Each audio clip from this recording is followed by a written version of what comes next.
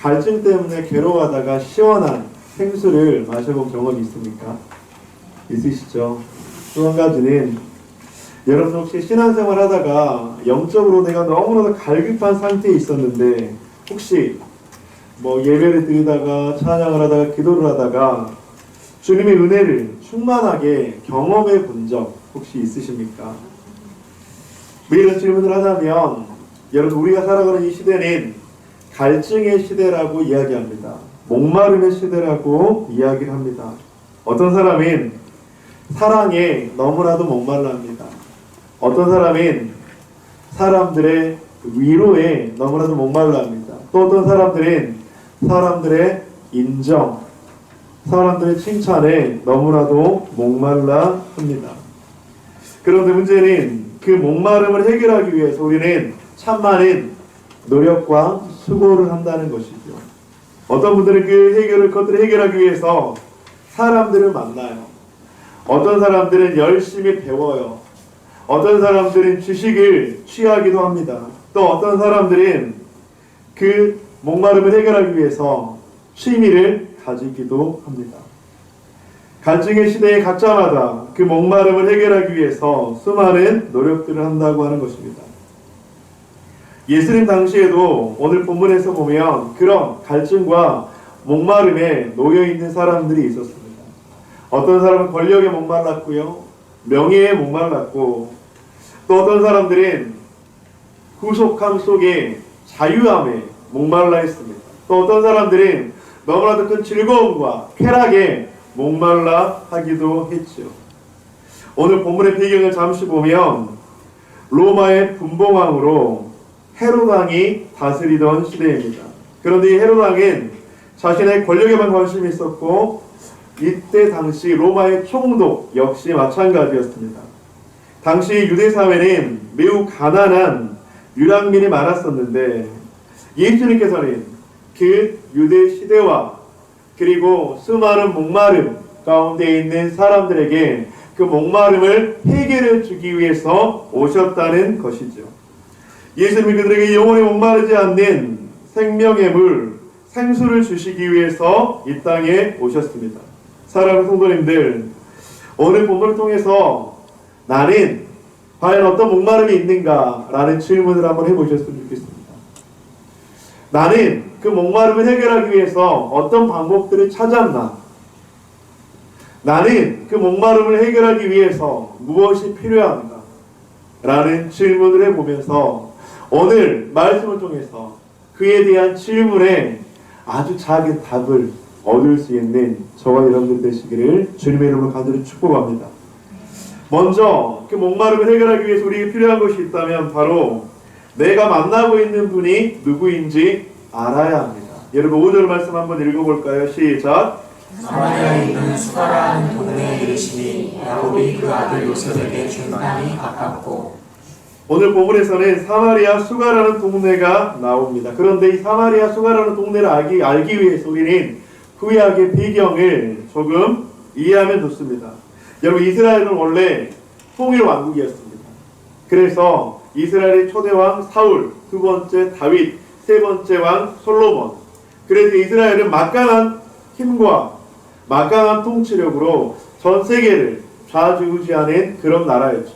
그런데 그런 이스라엘이 하나님 앞에 범죄하고 하나님 앞에 돌아가지 않음으로 말미암아 그 나라는 남유다, 북이스라엘 두 나라로 나뉘었습니다. 남유다는 르호보암 왕을 중심으로, 북이스라엘은 여로보암 왕을 중심으로. 그런데 여러분들 이 북이스라엘은 BC 722년에 아수르라는 나라에 의해서 멸망을 합니다. 이것은 성경의 역사뿐만 아니라 세계사적인 역사이기도 합니다. 북이스라엘은 이 아수르라는 나라에 의해서 BC 722년에 멸망을 당하는데 이 아수르라는 나라는 자신이 정복한 그 나라들을 한데 모여서 살게 하는 그런 이주 정책을 가지고 있었습니다. 여러분 한번 생각해 봅시다. 여러분들 아수르라는 나라에서 멸망당하는 많은 나라들이 한데 모여서 살아요. 여러분들 서로 경계하기도 하겠죠. 싸우기도 하겠죠. 그런데 그렇게만 할까요? 그들은 한데 섞여져서 그 나라의 정체성, 그 민족의 정체성이 점점 사라지기도 합니다. 그러면서 그들은 시간이 지나면 서로 혼인하기도 합니다. 혼인하면 당연히 출산을 하겠죠. 그리고 그 다음 세대는 여러분 나의 그 민족이 어떤 나라였을까? 나의 조상이 나의 족보는 어떤 족보였을까 알지 못하는 그런 나라로 바뀌게 되는 것이죠. 그게 바로 아수르의 바로 정책이었습니다. 그 나라의 순수한 정통성을 그냥 자연스럽게 잊히게 만드는 거예요. 여러분들, 유대인들은 선민사상으로 똘똘 뭉쳐있는 민족이죠. 그래서 유대인들은 자신들에게만 구원이 있다라고 외치는 사람들이었습니다. 그런데 여러분 한번 보세요. 남유다와 북이스라엘 둘 다 유대 민족이에요. 그런데 북이스라엘이 아수르에 멸망당하고 이주 장소에서 다른 우상을 믿던 민족, 그 다음에 또 다른 민족과 함께 어우러져 살면서 그들의 순수한 정통성이 여러분들 계속 유지가 되었을까요? 아니면 깨졌을까요? 깨졌겠죠. 그래서 순수 혈통을 지금 유지하고 있는 남유다의 사람들은 이 북이스라엘 사람들을 보면서 굉장히 저주했습니다. 그들은 하나님 나라의 정통성을 잃은 민족이다. 그들은 더 이상 하나님 나라의 선민이라고 이야기할 수 없다. 그러면서 이 사마리아 가운데 있는 북이스라엘을 개, 돼지 취급했습니다. 그들과 상종하지 않았습니다. 그들은 타락했다. 그들은 순수성을 잃었다. 오늘 본문의 사마리아 지역이 바로 그 지역이고, 오늘 본문에 나왔던 사마리아 여인이 바로 그 사마리아 지역의 사람이라고 하는 것입니다.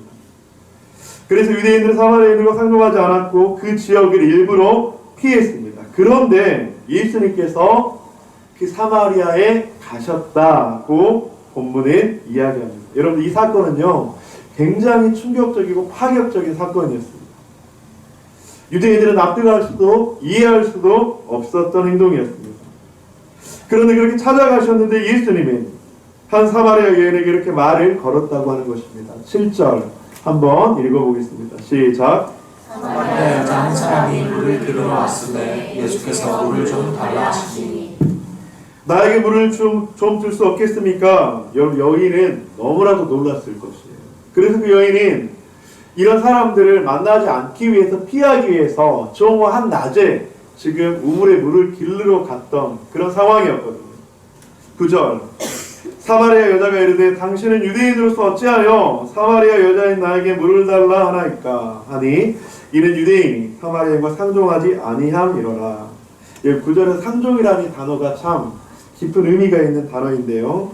이 상종이라는 말은 함께 라는 단어와 사용하다 라는 단어가 결합된 합성어예요. 그래서 교제하다라는 의미를 가지고 있는데 상종하지 않는다고 하는 것은 함께 사용하지 않는다라는 그런 의미를 가지고 있습니다. 여러분들, 여인은 어떤 생각이 들었을까요? 이 유대인 남자가 나에게 말을 걸었어. 물을 달라고? 여러분들, 유대인과 이 사마리아인들은 같은 그릇을 사용하지 않았습니다. 여러분들, 같은 음식도 먹지 않았습니다. 우물도 한 공간에서 사용하지 않았습니다. 당시 랍비 문헌에는 여러분 이런 문구가 있어요. 잘 들어보세요. 사마리아 사람의 딸들은 태어나는 요람에서부터 월경하는 여자로 간주한다. 이게 랍비 문헌에 나온 내용이에요. 당시에 여러분들 이 월경이라고 하는 것은 굉장히 부정한 것으로 이 시대에 여겼거든요. 이 말은 무엇입니까? 그들이 태어날 때부터 사마리아인과는 상종하지 않았던 사람이다 라고 하는 것을 의미하죠. 태어날 때부터 부정한 존재를 규정지었습니다. 그들과 말도 섞지 않았습니다. 거리도 하지 않았습니다. 당연히 혼인도 하지 않았고 어떤 관계도 맺지 않았습니다. 여러분들, 예배 드릴 때도 예배 공동체에서도 제외시켰습니다. 구원의 대상으로 여기지도 않았습니다. 그래서 여러분들, 단순히 이 사마리아 사람을 안 만난다라고 하는 것이 아니라 만나지 않기 위해서 너무나도 애썼다, 이렇게 표현을 하고 있어요. 그래서 갈릴리에서 예루살렘으로 갈 때 사마리아를 모든 사람들이, 유대인들은 우회해서 갔습니다. 그래서 사마리아를 거쳐서 가면 한 3일 정도의 길을 여러분 우회해서 5일, 일주일이 걸리더라도 그렇게 피해서 갔습니다. 그런데 예수님은 지금 이 사마리아 여인에게 파격적이고 충격적인 이야기를 하고 있다고 하는 것입니다. 예수님은 물리적 장벽, 사회적 장벽, 영적 장벽을 과감하게 허무신 분이셨습니다. 지금 예수님께서 사마리아를 가셨고 대화하셨고 물을 달라고 하는 것, 여러분 이것을 우리는 이 한 단어로 압축할 수 있을 것 같습니다. 사마리아인의 입장에서 아무도 나를 찾지 않고 말을 걸지도 않고 나를 존중해 주지도 않고 나에게 주지 않고 사랑을 표현하지도 않는데, 관심을 표현하지 않는데 누군가가 내가 도저히 받을 수 없는 그것을 주는 것, 우리는 이것을 한 단어로 은혜라고 이야기하죠. 내가 도저히 받을 수 없는 것, 내가 도저히 누릴 수 없는 것. 사랑하는 성도님들, 우리 모두는 이런 하나님의 은혜의 선물을 받은 사람인 줄 믿습니다. 만약 우리가 지금 이 하나님의 은혜의 선물을 받지 못했다면 우리는 죄와 사망 가운데 죽음으로밖에 갈 수밖에 없는 사람들입니다. 이해할 수 없었던 행동에 질문했던 사마리아 여인에게 예수님은 어떤 대답을 주고 있습니까? 10절 한번 읽어주시기 바랍니다. 시작. 예수께서 대답하여 이르시되 내가 만일 하나님의 선물과 또 내게 물 좀 달라 하는 이가 누구인 줄 알았다면 내가 그에게 구하였을 것이요 그가 생수를 내게 주었으리라. 하나님의 선물과 또 내게 물 좀 달라 하신 이가 누구인 줄 알았더라면, 사랑하는 성도님들, 저는 말씀을 보면서 다시 한번 이 도전을 드립니다. 우리는 예수 그리스도가 누구이신 줄 알아야 합니다. 내가 믿는 예수님, 주일마다 예배당에 나와서 예배하는데 그 예배하는 대상인 예수님, 하나님이 누구신지 알아야 합니다.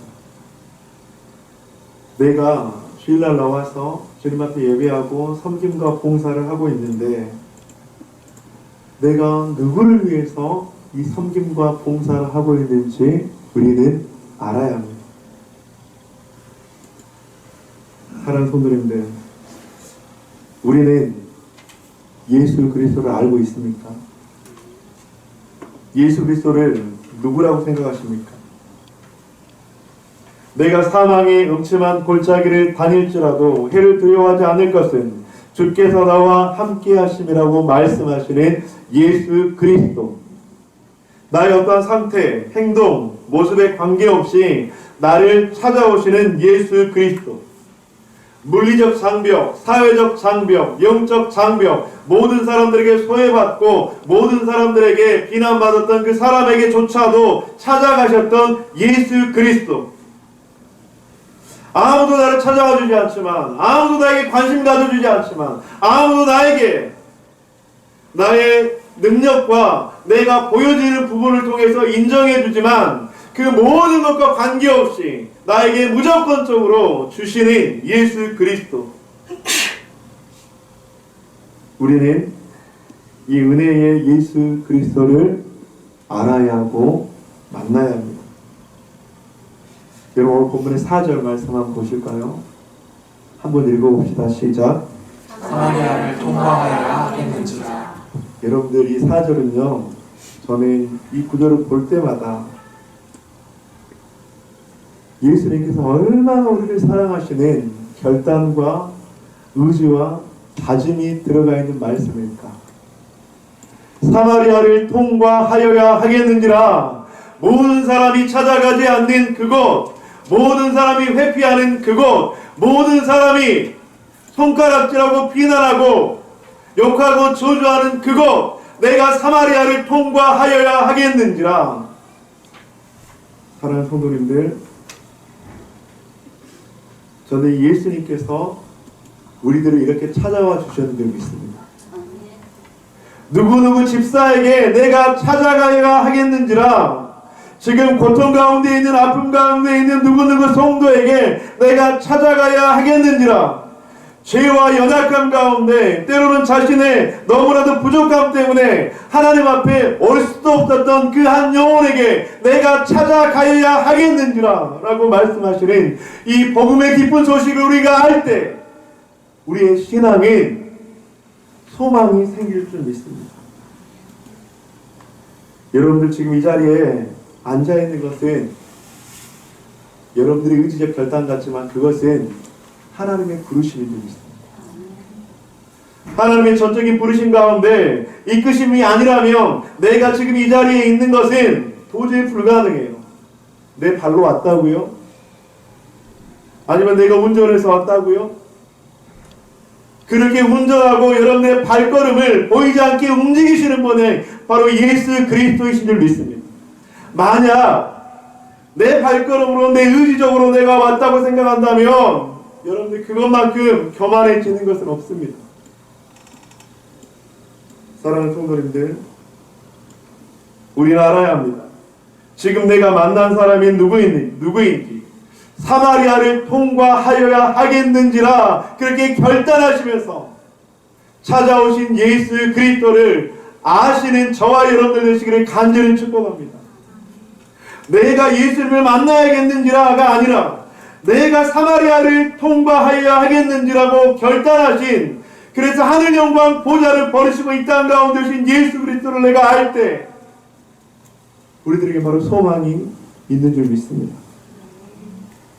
둘째로 오늘 본문 가운데서 함께 나누고 싶은 것은, 첫째가 하나님이 내 안에 어떤 분이신지 알아야 된다고 한다면, 둘째는 내 안에 무엇이 있는지 우리는 알아야 합니다. 보소서 주님 나의 마음은 선한 것 하나 없습니다. 여러분 혹시 내 안에 선한 것이 하나도 없다는 것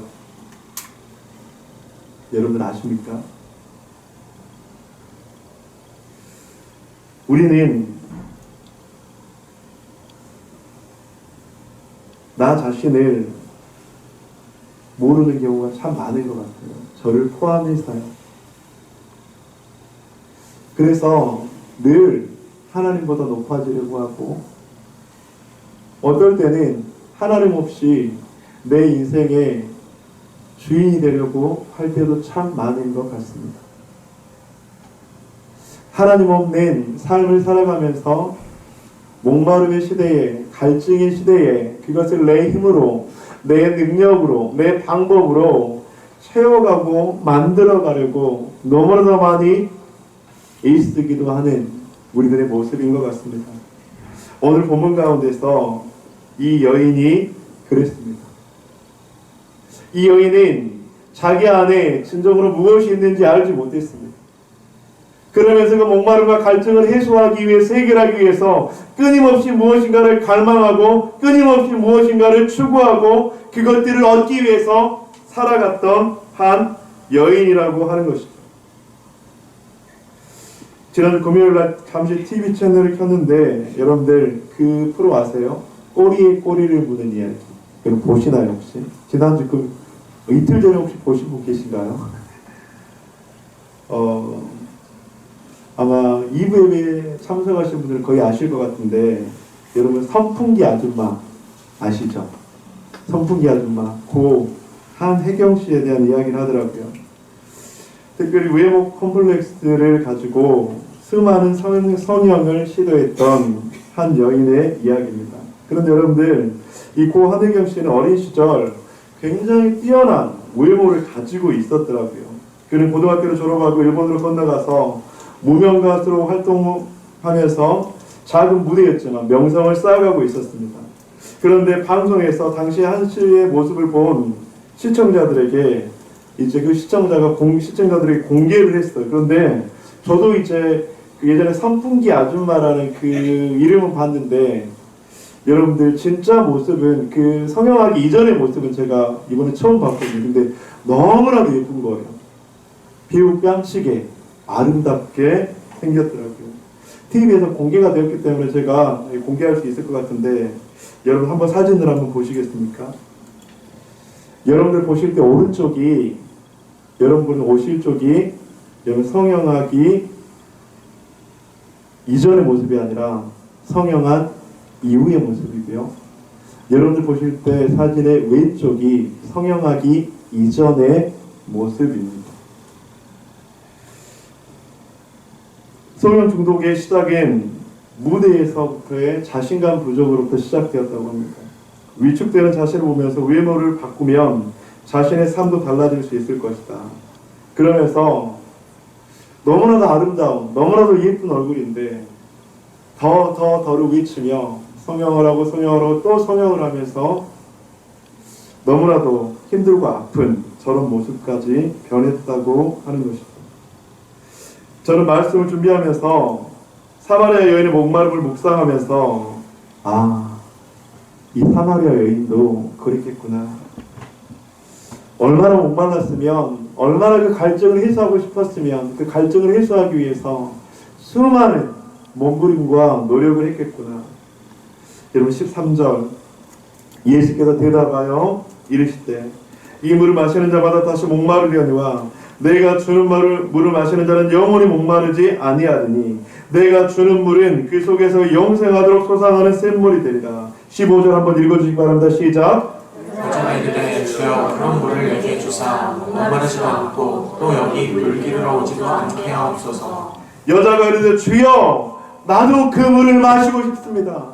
나는 지금처럼 계속 물을 마셔봤지만 잠깐의 갈증은 해소되었지만 나의 그 목마름은 갈증은 해소가 되지 않았습니다. 주님 영원히 목마르지 않는 그 물을 저에게도 주시옵소서. 저도 마시고 싶습니다. 우리는 끊임없이 무엇인가 목말라 합니다. 갈망합니다. 더를 외칩니다. 사마리아 여인은 자신의 삶에서 더를 외치며 끊임없이 갈구했던 것 같아요. 예수님께서 여인에게 질문을 하십니다. 16절 이르시되 가서 내 남편을 불러오라. 이 질문에 이 요청에 여인은 당황한 것 같아요. 그러면서 당황하면서 저는 남편이 없나이다. 그렇게 갑자기 이야기를 합니다. 그럴 수밖에 없는 것이 이 여인은 그 목마름을 남편이라는 사람을 통해서 체험받으려고 했거든요. 남편이라는 사람을 통해서 그 갈증을 목마름을 해소하려고 했거든요. 남편이라는 사람을 통해서 위로도 사랑도 만족도 받으려고 했거든요. 그런데 그 갈증은 절대로 채워지지 않았다고 하는 것입니다.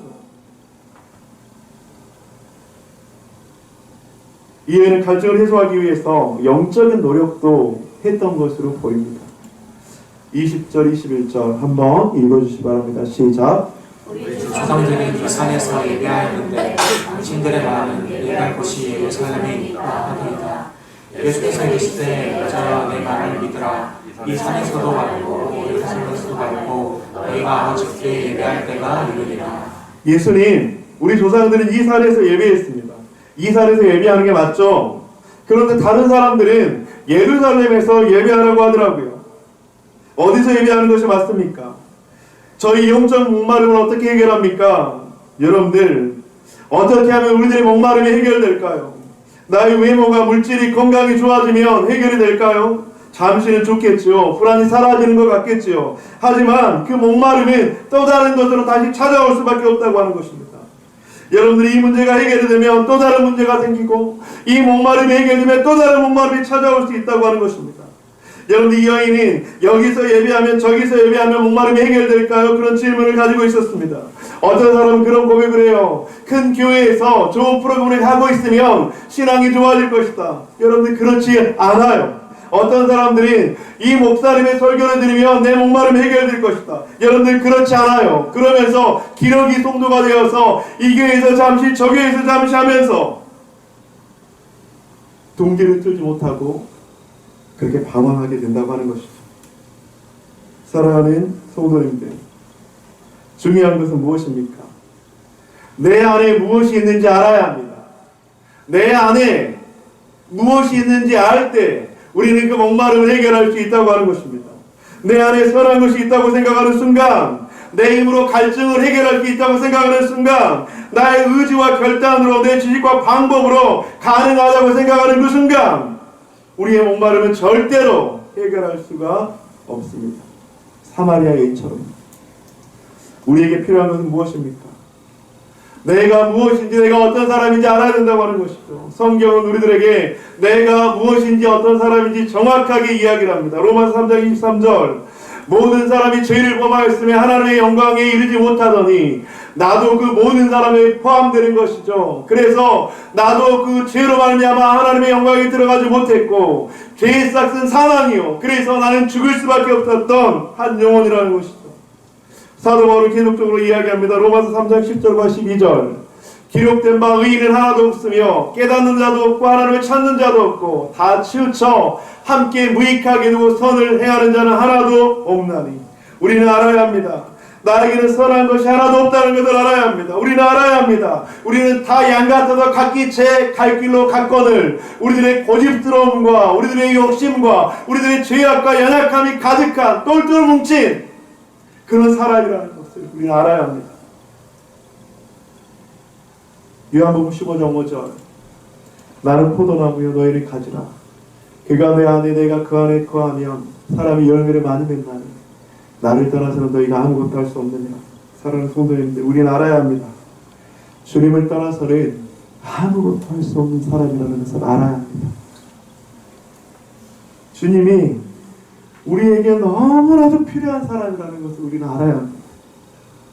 주님이 우리의 문제의 해결의 근원이라는 것을 우리는 알아야 합니다. 주님께서 답답한 마음과 불안한 마음과 소망을 가질 수 없는 우리의 삶 속에 진정한 목마름을 해결해 줄 수 있는 그분이라는 것을 우리는 알아야 합니다. 사마리아 여인은 이제 그런 예수님을 만나고 깨달은 것 같습니다. 그래서 주님께 고백하고 있습니다. 15절, 여자여 여자가 이르되 주여 그런 물을 내게 주사 목마르지도 않고 또 여기 물 기르러 오지도 않게 하옵소서. 사랑하는 성도님들, 주님께서 주시는 그 생명의 생수를 마실 수 있기를 주님의 이름으로 간절히 축복합니다.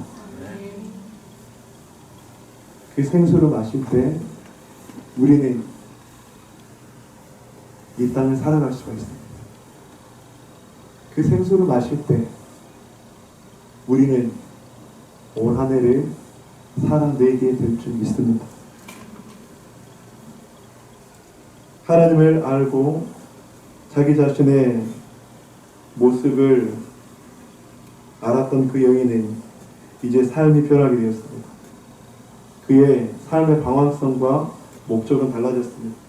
그래서 셋째로 이 여인은 버리고 이제 어디로 가야 할지 어디인지 알게 되었습니다. 여인은 예수님께 말씀합니다. 26절 우리 함께 읽어보겠습니다. 요한복음 4장 26절 시작.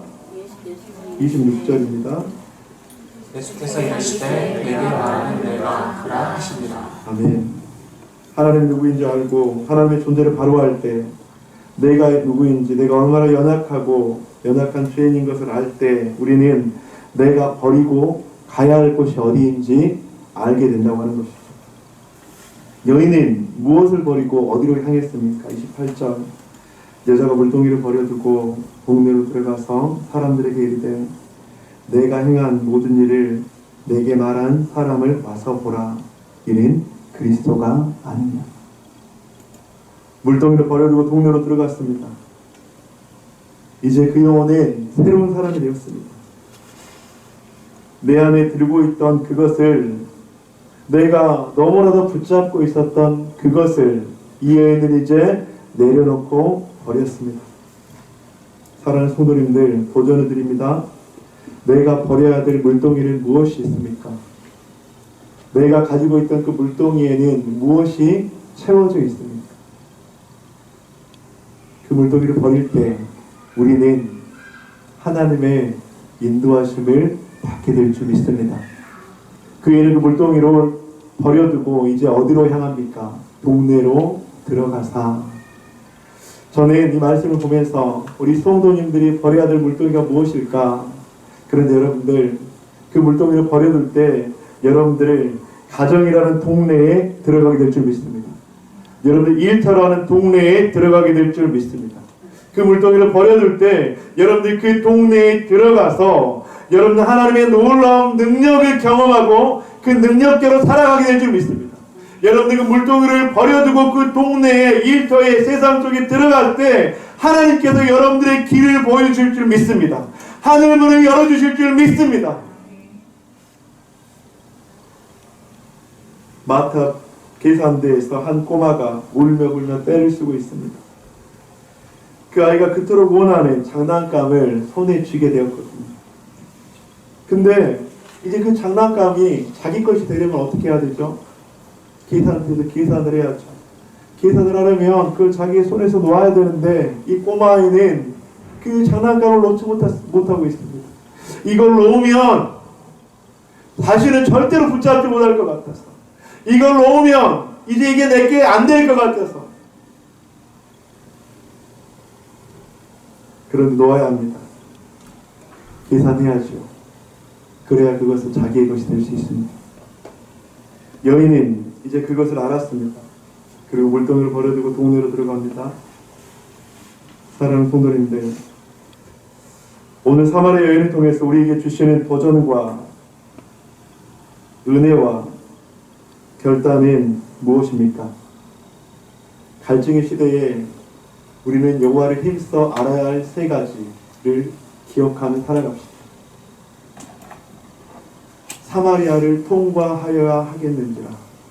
이 결의에 찬, 너무나도 이 결의에 찬 예수님을 이번 한 주 만납시다. 내가 누구누구 집사에게 꼭 찾아가야 하겠는지라. 여러분들 그분을 만나시기를 간절히 축복합니다. 내 안에 무엇이 있는지 알아야 합니다. 나는 아무것도 아닙니다. 내 안에 선한 것이 아무것도 없습니다. 그래서 주님이 필요합니다. 그렇게 할 때 주님께서는 우리에게 길을 보여주시고 그 길을 걸어갈 힘과 능력을 주실 줄 믿습니다. 사랑하는 성도님들, 이 말씀이 이번 한 주 우리들에게 소망의 말씀이 되기를 주님으로 간절히 축원드립니다.